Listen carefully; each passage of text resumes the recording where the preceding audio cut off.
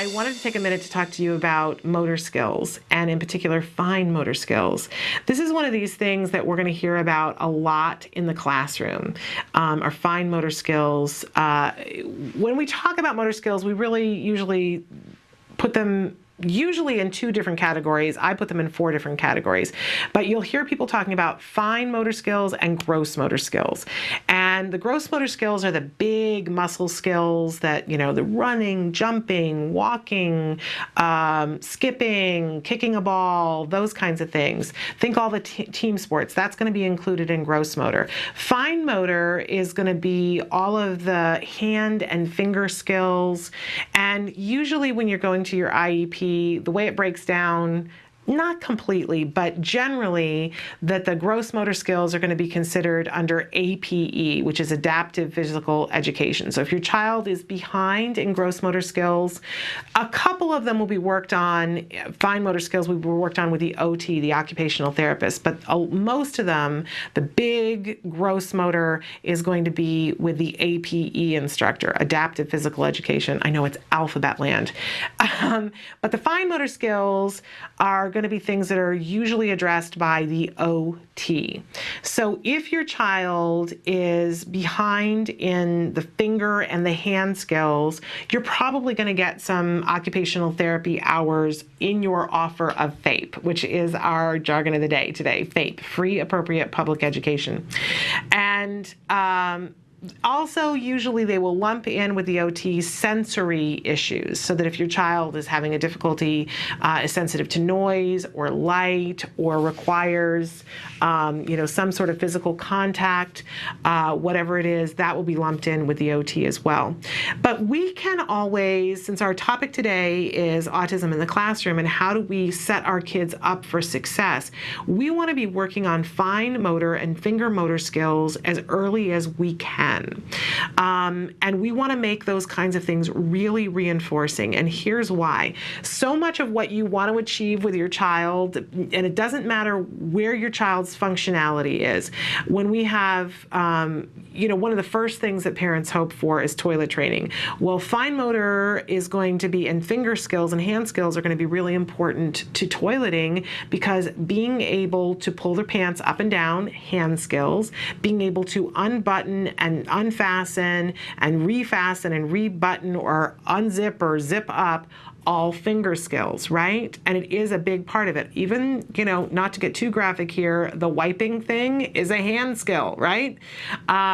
So we want to have those skills and those muscles strong enough to be able to do the lessons that we're going to teach.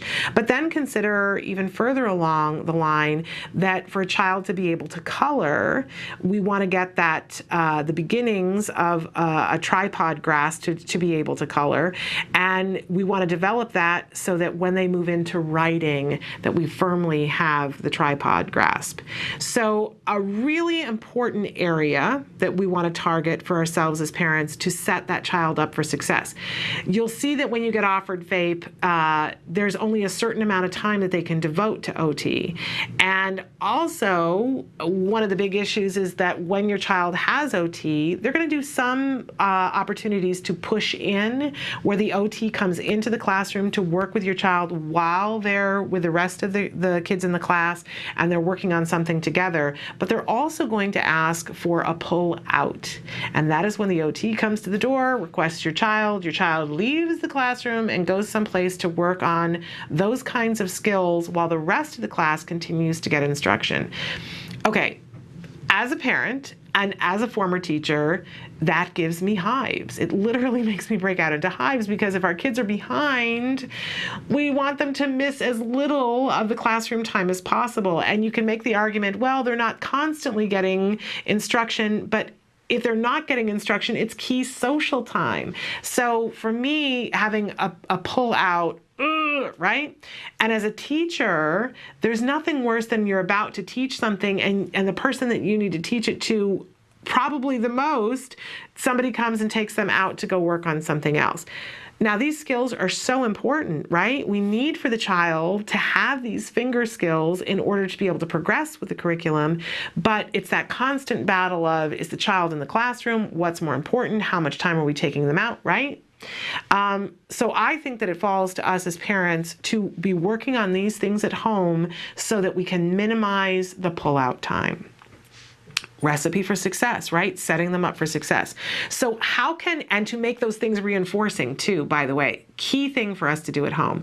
We have to make the being able to, and especially if a child cannot do the tripod grasp, it's frustrating to them to hold a crayon or to hold a pencil or hold a pen.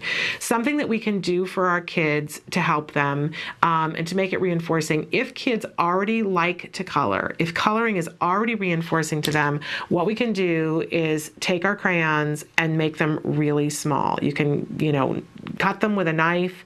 But if you have a very small crayon, too often what we see is if a crayon is big and bulky, those big crayons that they give for little toddlers, well, that's fabulous, except that the kids will hold them like this and they'll color like this. This is not what, we may need to start there, but what we want is a child who's doing the tripod grasp. If you give them one of the regular size crayons and it's really small, it makes it really difficult to do anything but do the tripod grasp, and it really encourages them to do that. So that's something that you can do immediately. I know we all have visions of that lovely box of Crayola, the 64 crayons, and we give that to the child, and they're going to have these wonderful, perfect crayons that have the perfect point on them.